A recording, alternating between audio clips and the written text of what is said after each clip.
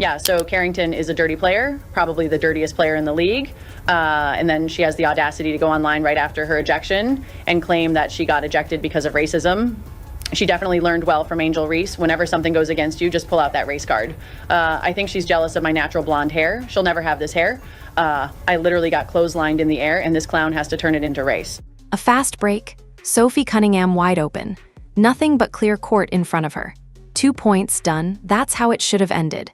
Instead, DiJonai Carrington chased her down from behind and threw an arm across her face like a clothesline, and the moment it connected, everything changed. 20 was an absolute steal for DiJonai Carrington. Here's Cunningham up ahead of the field, lays it in, plus the foul, and then Cunningham gets into the face of DiJonai Carrington. Cunningham hit the floor bleeding. The refs ejected Carrington on the spot. But that ejection, that was just the beginning. Because what happened in the locker room next, what Carrington posted on social media while the game was still going, turned a dangerous foul into a story that's about to cost her a suspension and possibly way more. We're talking about a pattern that's been building for over a year. Eye pokes, ponytail grabs, undercuts. A player who either can't control herself on the court or doesn't want to. And then instead of owning the mistake, Carrington reached for race as a shield. That move didn't land the way she thought it would. And now the league's about to drop the hammer. This is the breakdown of how one flagrant foul became the biggest story in women's basketball, and why Sophie Cunningham's calm, dismissive response might have been the most powerful thing anyone said all night.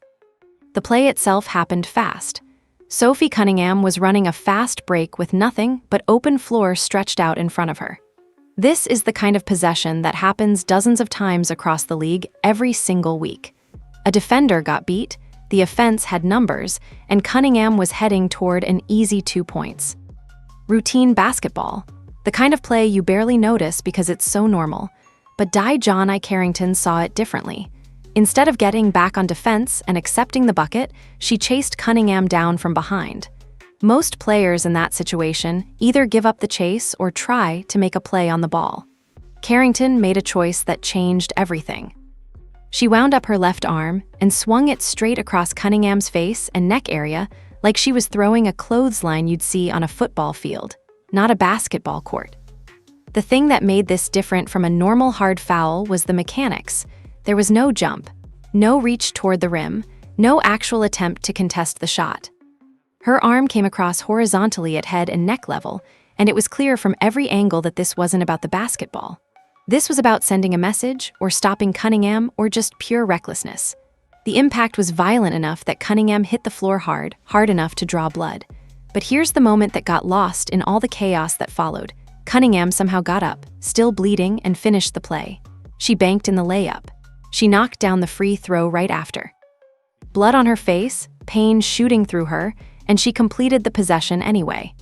That tells you something about her toughness, but it also tells you something about how serious Carrington's swing was. You don't need to draw blood to make a point, and the fact that she did shows how much force was behind that arm. The officials didn't need a lengthy review or replay analysis. They saw the wind-up on Carrington's arm, saw the impact across Cunningham's face, saw the follow-through after contact, and they made the call instantly. Flagrant 2, unnecessary and excessive contact on a vulnerable player. Those are the league's exact criteria for that classification, and Carrington hit every single box. The automatic ejection came next. Carrington was heading to the locker room before Cunningham even stepped to the free throw line. The game continued, but the moment had already shifted everything. What made the atmosphere even stranger was the location. This wasn't in Indianapolis or some neutral arena. This was Chicago, the United Center, a building packed with Sky fans on a Sky home game. Carrington played for the Sky. This was supposed to be her home court advantage, her crowd behind her. But when she got tossed and started walking toward the tunnel, something unexpected happened. The crowd didn't boo the refs. They didn't chant her name or defend her. They started chanting Sophie's name, Cunningham's name, in Chicago, from Chicago fans. That's not a neutral reaction or even a loyal home crowd defending their player. That's a building full of people collectively telling Carrington that she crossed a line even they couldn't defend. Sports crowds are tribal by nature. They usually stick with their team no matter what happens. But there are moments where the entire arena recognizes that something crossed from competitive intensity into something darker. A clothesline across the face while someone's vulnerable in midair, that's that moment. The officials saw it. The crowd saw it. The broadcasters saw it. Everyone watching understood that this wasn't just a hard foul that got out of hand. This was a deliberate swing designed to hurt, or at minimum to intimidate.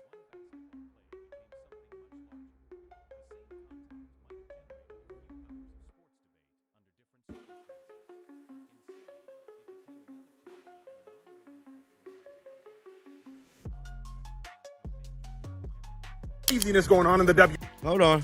Take a walk with me, take a walk with me, take a walk with me. There is craziness going on in the WNBA. DiJonai Carrington tweeted out white privilege from the locker room of a game. And the fact that she was Chicago's playing own in. Get fans this, she fouled turned on their Sophie own Cunningham players hard. showed Sophie how Cunningham, badly obviously, white Carrington person, had fouled him hard. miscalculated. Flagrant 2, gets The ejected, flagrant goes to 2 the locker room ejection and tweets out itself white created privilege in the middle of the controversy game. Now, among here's some the kicker to me. analysts who thought it was A too flagrant 2 harsh, has to be who argued contact that can hard lead to an fouls injury, happen but all the success. time, and that the league needed to let physical defense exist. But those takes didn't account for what was really being evaluated. This wasn't about hard defense. This wasn't about intensity or playoff-level physicality. This was about an unnecessary swing at a player's head while she was in a vulnerable position.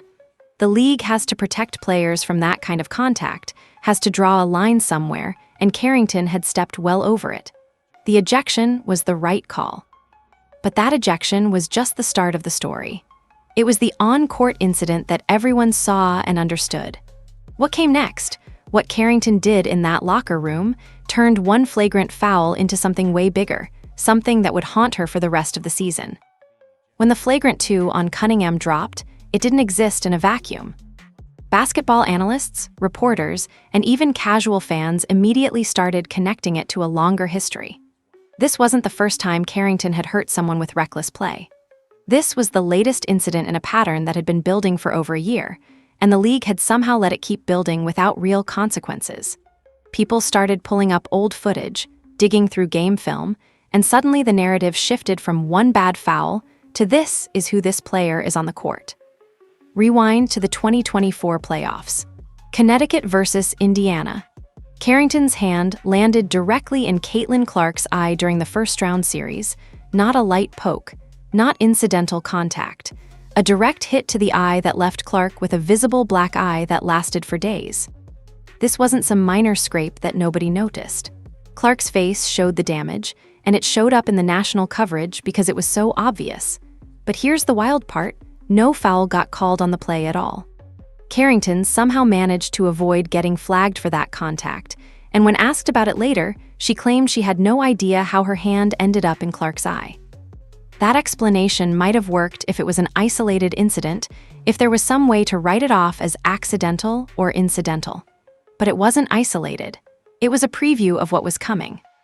2025 rolled around, and the incidents just kept happening. Carrington grabbed Sarah Ashley Barker by the ponytail and yanked her straight down to the floor during a live play. That's not basketball. That's not trying to make a play on the ball or contest a shot. That's just grabbing someone's hair and pulling them down. It's the kind of thing you see in playground fights, not professional sports. The ponytail grab showed a willingness to use tactics that had nothing to do with the actual game. She was finding ways to hurt people that existed outside the normal framework of basketball contact. Then came the undercut on Skylar Diggins. Carrington undercut her on a fast break in a way that drew its own flagrant foul. There was a wind-up, there was follow-through, and if you looked at the mechanics, it was the same pattern showing up again. A player trying to stop someone through means that went beyond standard defense. She even managed to hurt her own teammate, Paige Buchers, while trying to foul someone else on a completely different possession. Think about that for a second. She wasn't just hurting opponents. She was hurting her own teammates because her approach to contact was so reckless and uncontrolled. 3 different incidents, 3 different games. Every single one showed the same thing, a player who either didn't understand how to control her limbs on the court or genuinely didn't care about the consequences. The eye poke could maybe be written off as accidental. The ponytail grab was harder to defend. The Diggins undercut added more evidence. But when you stack all of them together, you're not looking at bad luck or a few unfortunate moments. You're looking at a pattern of behavior that had been tolerated for too long without real organizational intervention. When the flagrant on Cunningham got called, people in basketball media didn't see a league overreacting to one play. They saw a league that had finally decided enough was enough. Reporter Scott Agnes from Fieldhouse Files said it directly. "I think they've got to consider what she did afterward. She went back to the locker room, presumably, and got on social media." But the pattern itself was already the story. The eye poke, the ponytail, the undercut. These weren't random mistakes from a normally controlled player who had one bad night. These were symptoms of something deeper. What made this pattern even more damaging was that it crossed the line between opponents and teammates. When you're only hurting the other team, you could potentially justify it as intensity. But when you're hurting your own teammates, when you're accidentally fouling Paige Buchers while trying to make another play, you've lost the benefit of the doubt. You're not a physical defender anymore. You're a liability. You're a player whose presence on the court puts people at risk, regardless of which jersey they're wearing. The flagrant 2 on Cunningham was the breaking point, but it was breaking a dam that had been holding back pressure for over a year. All those previous incidents suddenly mattered because they showed context. They showed a player who had a problem controlling herself, and that problem had finally resulted in enough visible damage, literally drawing blood, that the league couldn't ignore it anymore. This wasn't about one play. This was about accountability catching up to a pattern that should have been addressed months earlier. Here's what should have happened. Carrington gets ejected. She goes to the locker room. She thinks about what she did. Maybe she gets angry at herself, maybe she regrets it, maybe she just sits there in silence while the game finishes. She waits for the suspension to come, takes it like an adult, and moves on. That's what professional athletes are supposed to do when they cross the line. Own it. Accept the consequences. Move forward. That's not what happened. While the game was still going, while Cunningham's blood was still on the court, while her teammates were still playing the second quarter of a close game, Carrington went to her phone. From the locker room, in real time, she posted on Threads, "White privilege," 3 words. Then she tagged the Fever's account directly, making sure the message wasn't just a vague statement floating in the void. She wanted attention. She wanted people to see it. And then, minutes later, she posted on Twitter, August 23rd. The date of the next matchup between the Sky and the Fever. 2 posts, minutes apart, while the game clock was still running. That's not a thoughtful response made hours later when emotions had cooled down. That's not something she thought about and decided was the right move.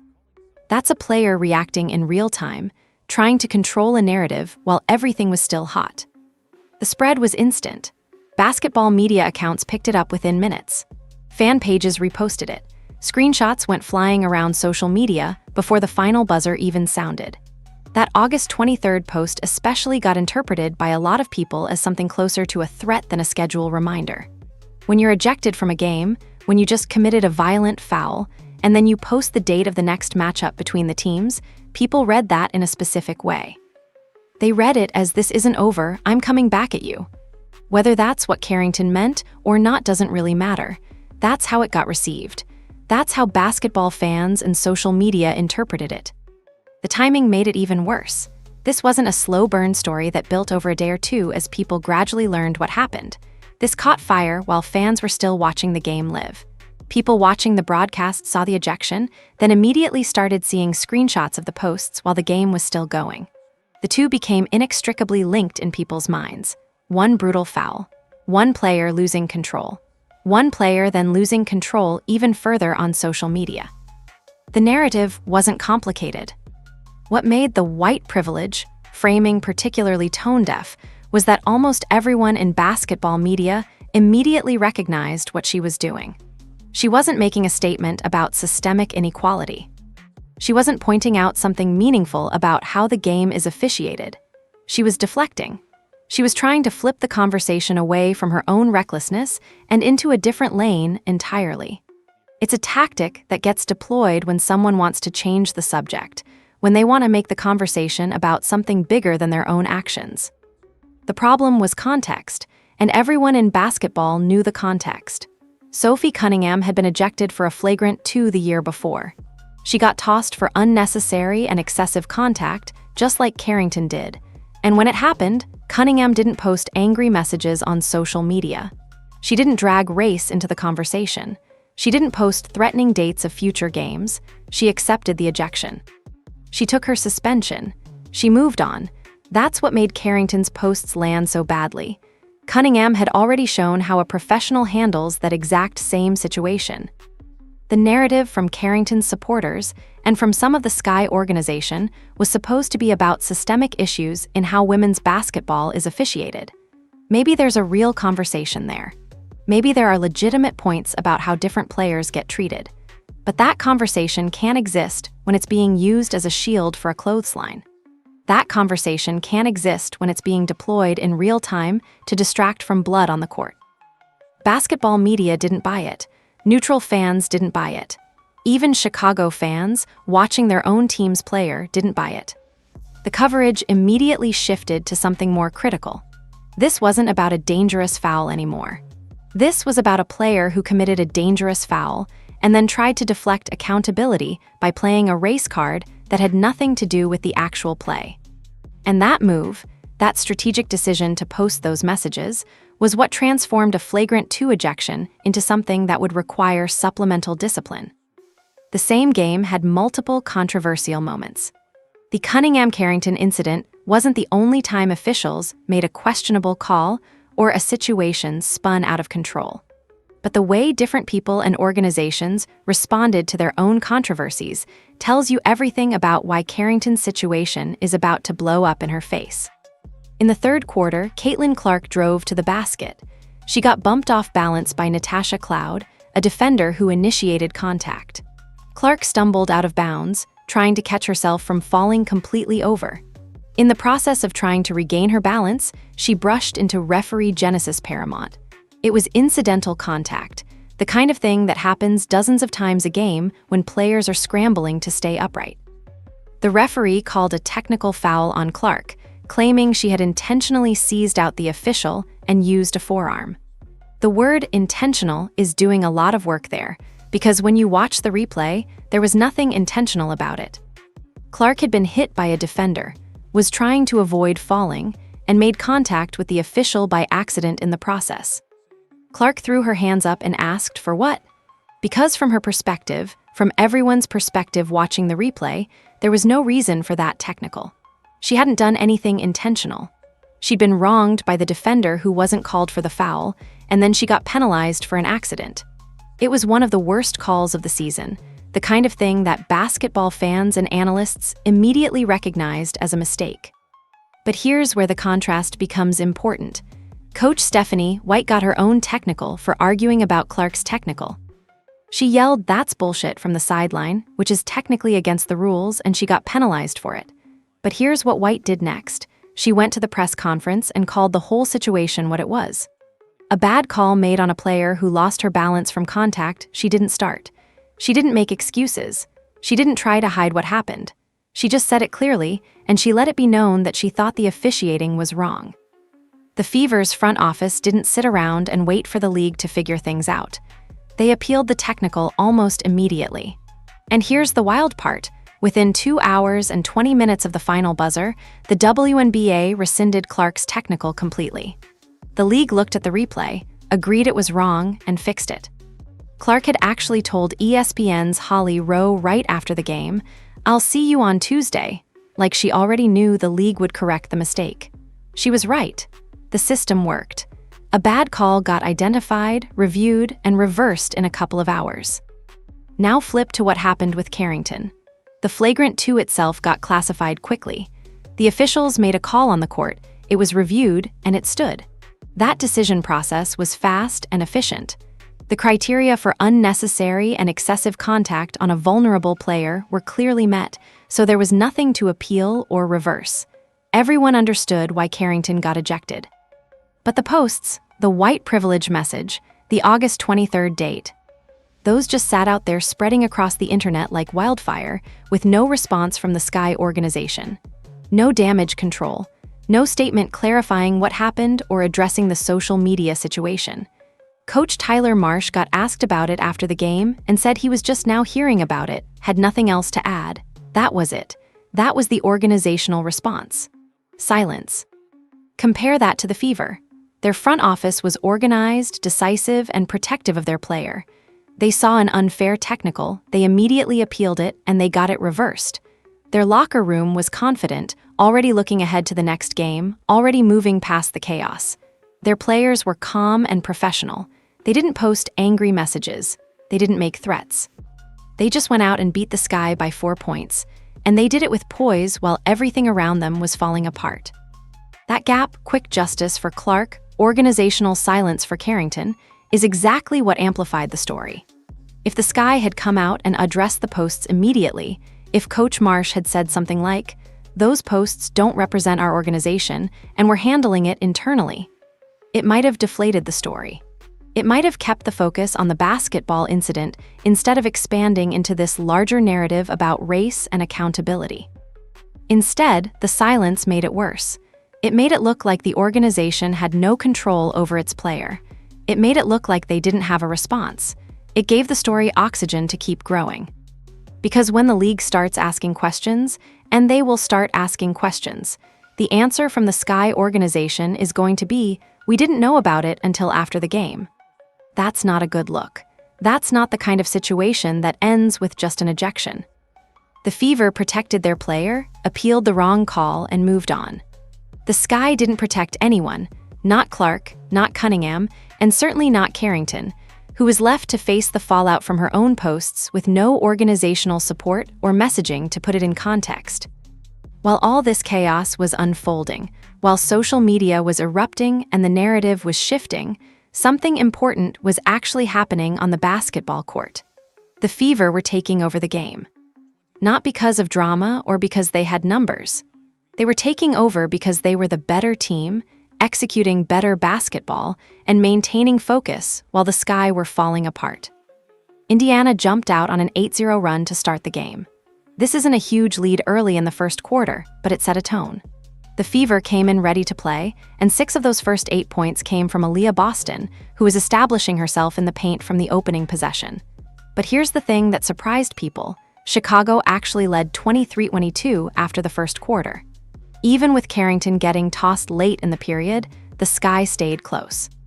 The ejection didn't hand anything to Indiana on a silver platter. This was going to be a real game. Then the second quarter happened, and that's when the Fever separated.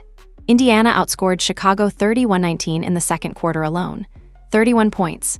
In one quarter. That kind of offensive explosion transforms a close game into something decisive. By halftime, the Fever led 53-42, an 11-point advantage that suddenly made the game feel over even though there were 2 quarters still to play. Chicago's defense completely fell apart in that second quarter. Their transition defense vanished. Their half-court sets got broken. The Fever found rhythm on offense and turned it into a commanding position. Caitlin Clark was the engine running that second quarter run. She scored 12 points in that quarter alone, while also facilitating for her teammates. This is where Clark's value as an offensive hub really shows up. She's not just scoring points. She's creating rhythm for everyone around her. When Clark is clicking and feeling it, the entire offense elevates. The ball moves faster. The spacing improves. The roles become clearer. That's what happened in the second quarter. Everything worked because Clark was operating at a high level. The second half stayed lopsided in Indiana's favor. Chicago cut it close a couple of times, got it down to single digits late, but they never got over the hump. The Fever had established enough of a cushion and enough of a rhythm that they could absorb the Sky's runs without panicking or losing focus. And through all of it, the ejection, the social media posts, the bad technical on Clark, the entire circus surrounding the game, the Fever just kept executing basketball. Final stat line for Clark: 26 points and 11 assists on 7 of 15 shooting with 5 of 6 from three-point range. That combination is rare for a specific reason. 25 or more points with 10 or more assists means you're contributing at an elite level in multiple ways simultaneously. You're not putting up a volume score at the expense of playmaking. You're not dishing out assists while avoiding taking shots. You're doing both at the highest level. This is Clark's 8th career game, hitting that mark in her relatively short WNBA career. Here's what's actually insane. The rest of WNBA history, combined, has only 4 games like it. 4 games total from every other player who's ever played professional basketball in this league. Clark's already more than doubled that number on her own. Kelsey Mitchell matched Clark's offensive punch for punch. She dropped 27 points on 11 of 22 shooting, which extended her streak to 16 straight games, scoring 20 or more points. That broke A'ja Wilson's old record of 15 consecutive 20-point games in a single season. Nobody in WNBA history has ever sustained that level of scoring production for that many games straight in 1 year. Mitchell's doing it right now, night after night, without a single letdown performance. She's showing up every single game ready to contribute at a high level. Aaliyah Boston provided the stability the Fever needed in the paint. She finished with 13 points and 11 rebounds on efficient 6 of 8 shooting, adding 3 assists and 2 blocks. She scored 10 of those points in the first quarter alone, establishing her presence early and telling the Sky that the paint was going to be contested. Her ability to hold the paint against Chicago's bigs kept the Fever's defense organized and prevented the Sky from having easy looks in their offensive sets. Mikayla Timpson, making just her second career start after getting the nod over Monique Billings, added 10 points on 5 of 7 shooting with 3 rebounds and 3 assists in 31 minutes. The new starting lineup was a plus 16 before halftime, which means Timpson wasn't just filling a role and getting out of the way. She was actively helping the group win those minutes, contributing to the offensive and defensive efforts. Indiana shot 51% from the field for the entire game and controlled tempo the way a veteran team does. They didn't panic. They didn't get caught up in the drama. They played their game. Clark, Mitchell, and Boston combined for 66 of Indiana's 90 points, and that duo became just the second pairing in WNBA history to both score 25 or more in the same game. Final score, 90-86. Fever's 20th win of the season. And while everyone was talking about ejections and social media, the Fever were just out there, playing the best basketball they can play. Press conference. After the game, the cameras turn on. Reporters file in already knowing about the white privilege post, already knowing about the August 23rd date, already waiting to see if Sophie Cunningham is going to take the bait or shut it down. Everyone expects anger. Everyone expects an emotional response from a player who just got hit across the face, drew blood, and is now dealing with a teammate dragging race into the situation. What they got instead was something way more powerful. Cunningham sat down at that podium calm, almost bored by the whole thing. Like she'd already moved on before the press conference even started. She called the foul unnecessary and intentional, which is exactly what it was. No debate there. No trying to say it was a tough play or that the refs overreacted. She just called it what it was and moved on. Then she addressed the elephant in the room, Carrington's posts, the attempt to drag race into a dangerous foul. "I've never really spoken to her and have no beef with her," Cunningham said, "but I guess she has some pent-up stuff, so get your clout off. That's fine, I can take it." No yelling, no finger-pointing, no turning it into a drama, just a flat statement of fact from someone who'd already decided this wasn't worth her emotional energy. That's an incredibly powerful response because it doesn't feed the narrative. It dismisses it. It says this isn't about basketball, this isn't about me and you, this is about you wanting attention. Then Cunningham went straight at the race angle and shut it down herself, which might be the most important moment of the entire situation. "This has nothing to do with race," she said. "Last year I did the same thing and I got kicked out, and I deserve to be kicked out. There's no reason even to play that card." She wasn't lecturing Carrington from some position of innocence. She wasn't preaching about how the league is fair. She was speaking as someone who'd been ejected for the same type of play and took the consequences without excuses. She knew what a flagrant 2 was because she'd gotten one herself. This matters because Cunningham had her own flagrant 2 ejection in June on JCS Sheldon. She got tossed. She accepted it. She moved on. She didn't post angry messages. She didn't claim the refs were unfair. She didn't try to flip the conversation. She just took her suspension and came back ready to play. That's the context she was bringing to this statement. She wasn't speaking from a theoretical position. She was speaking from lived experience. Cunningham also added that Carrington wasn't even on the team last year when all that stuff with her own ejection went down. So there was no history here. There was no beef. There was no series of escalations. This was just a player on the other team committing a foul and then trying to get attention from a nationally televised game by dragging race into it. Calling it what it is, Attention-seeking strips away any argument that this was about basketball or any legitimate grievance at all. It becomes transparent. It becomes impossible to defend. An angry rant from Cunningham would have just fed the story another day of headlines. The media would have run with Fever player responds to Carrington posts and extended the conversation. Instead, she went dismissive. She acted like this was beneath her notice. And dismissive is harder to argue with than outrage because outrage can be countered. Outrage can be debated. But if someone's already moved on, already decided you're not worth her attention, what do you argue about? You're fighting with someone who's already left the conversation. Teammates backed that read without needing to say much. Mikayla Timpson had pulled Cunningham away from Carrington in the moment, a protective move that showed loyalty and understanding of what was happening. Afterward, when asked about it, she gave a simple answer. "I got my teammate back always, so just to get out of the way." That's all she needed to say. She saw something happen. She protected her teammate. She moved forward. No drama, no extended commentary, just action and accountability. Fans online treated Cunningham's presser as the final word on the situation, clipping it and passing it around as the moment the story got settled. Not because it was angry or dramatic, but because it was so clearly true. Cunningham had just explained exactly what happened in a way that couldn't be argued with. Carrington fouled her. Carrington posted about race afterward. Carrington was seeking attention. That was it. That was the story. Everything else was just noise. What made this response even more effective was the contrast with what Carrington had done. Where Carrington posted in real time, trying to control a narrative with a racial argument, Cunningham waited for the press conference and then just told the truth in the plainest possible language.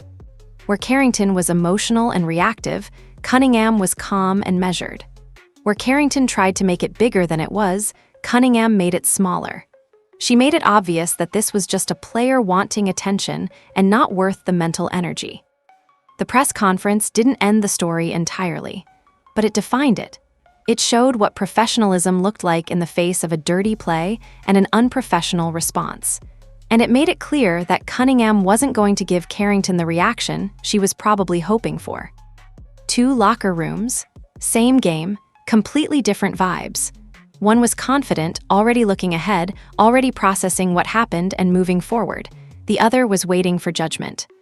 The stark contrast between how the 2 organizations handled the fallout tells you everything about why the suspension is coming and why it might be worse than Carrington expects. The Fever locker room had the feeling of a team that just won a game it was supposed to win. Indiana came in as the better basketball team. They played like it.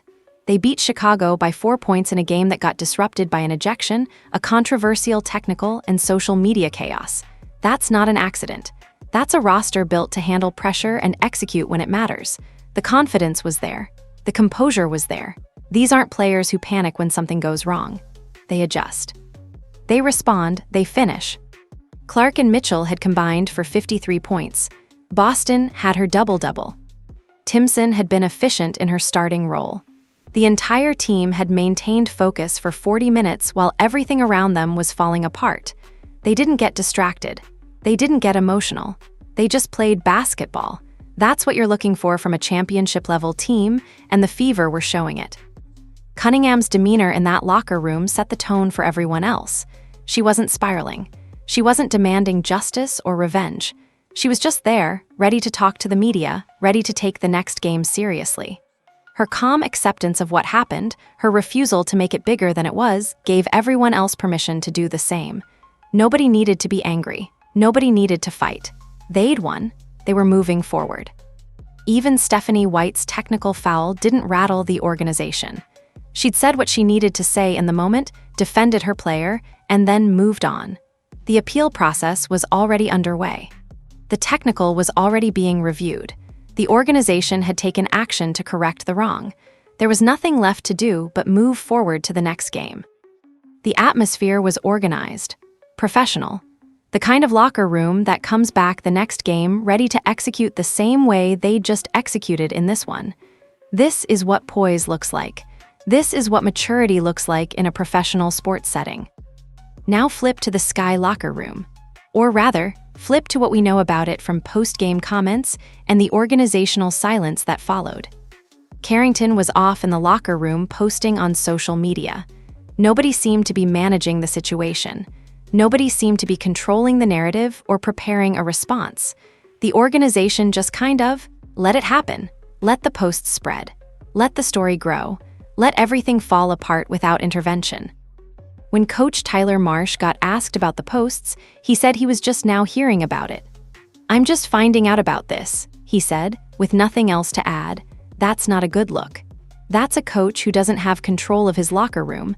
That's a coach who isn't monitoring what his players are doing. That's a coach who doesn't have a plan for how to respond when his player does something controversial. The contrast is brutal. The Fever's front office immediately appealed Clark's technical and got it rescinded within a couple hours. The Sky's organization didn't even know their player had posted on social media until after the game. One organization is organized and protective of its players. The other is reactive and disorganized. Think about what that means for the league office when they're reviewing this situation.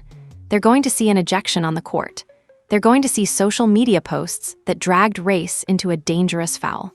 They're going to see an organization that apparently had no control over its player and no response prepared. They're going to see a pattern of dangerous play going back over a year. And they're going to ask themselves what kind of supplemental discipline is appropriate.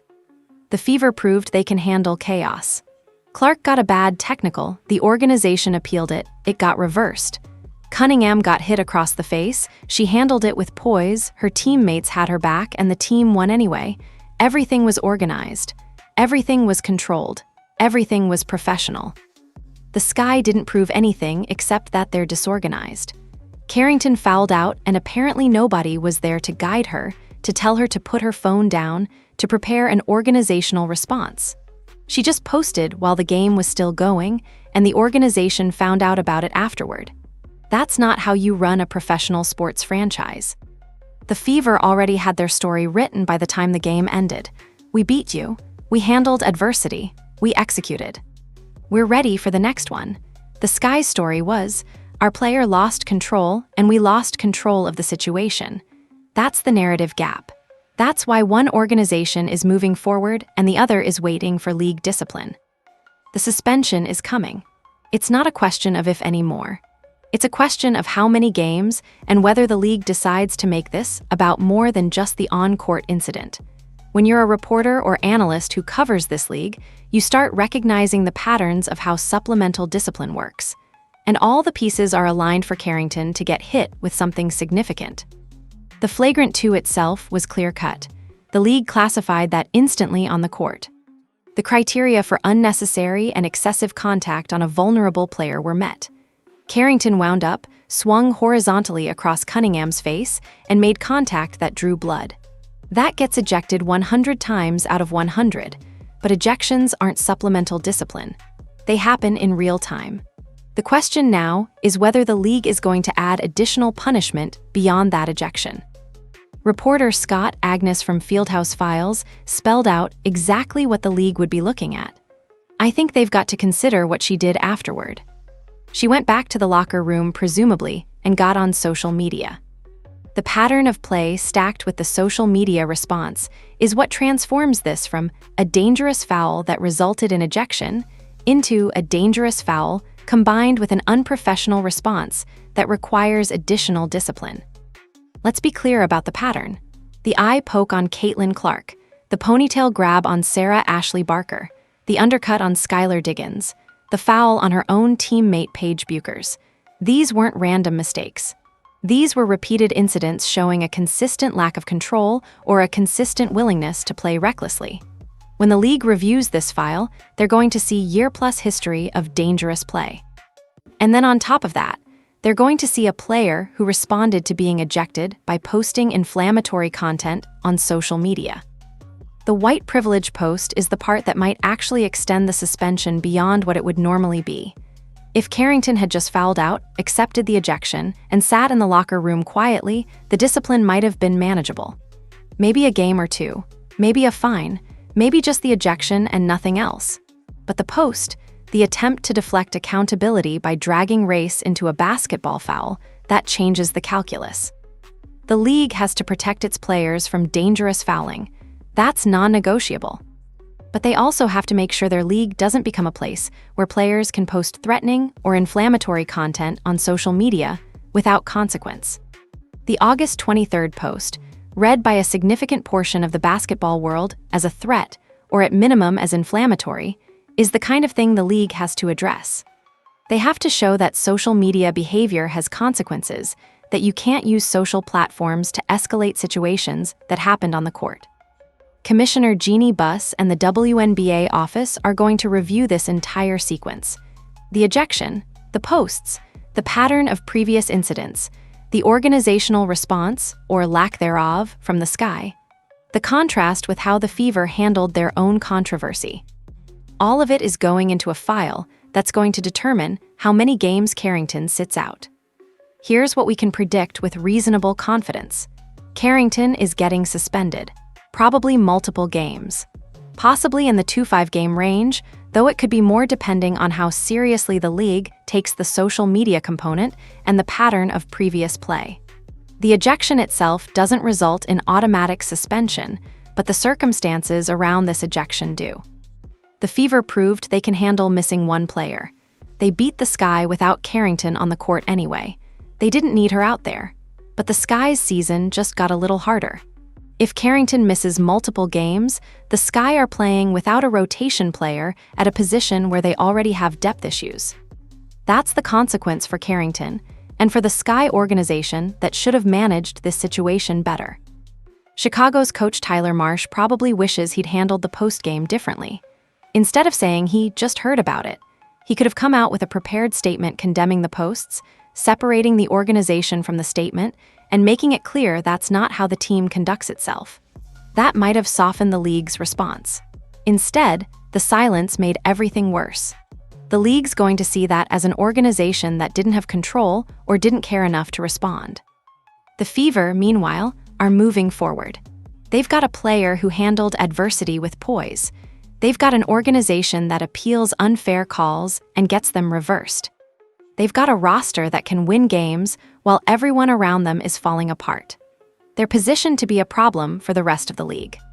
The Sky are positioned to be dealing with organizational and discipline issues for the next week or two while Carrington serves her suspension, and everyone in the media discusses what it means for the league. That's how these things work. One ejection, handled correctly, ends after the game. One ejection with social media drama and organizational silence, that becomes a story that lasts weeks. That becomes supplemental discipline. That becomes the kind of thing that follows a player around and affects how they're perceived going forward. The suspension's coming. The only question is how many games. The real story here isn't about one clothesline or one flagrant foul. It's about what happens after. It's about how you respond when you get caught. Do you own it like Cunningham did last year? Do you accept your consequences like a professional? Or do you lash out, post online, and try to play victim? The Fever chose professionalism. Clark got hit unfairly, the organization appealed immediately, the league fixed it in 2 hours. Cunningham got clotheslined, and she answered with a shrug that said more than any rant could. The team executed basketball despite the chaos. That's what poise looks like. Carrington chose the other path. She fouled out. She went to the locker room. She posted racial arguments that had nothing to do with the play itself. She tried to flip the narrative instead of owning the mistake. And now she's waiting for league discipline while the Fever have already moved forward. Picture that core, Clark, Mitchell, Boston, heading into the 2026 playoffs with this kind of composure already built in. They know how to handle chaos. They know how to execute when everything's falling apart around them. That's championship DNA right there. Keep backing this Fever team because they're proving they're built to win when it matters most.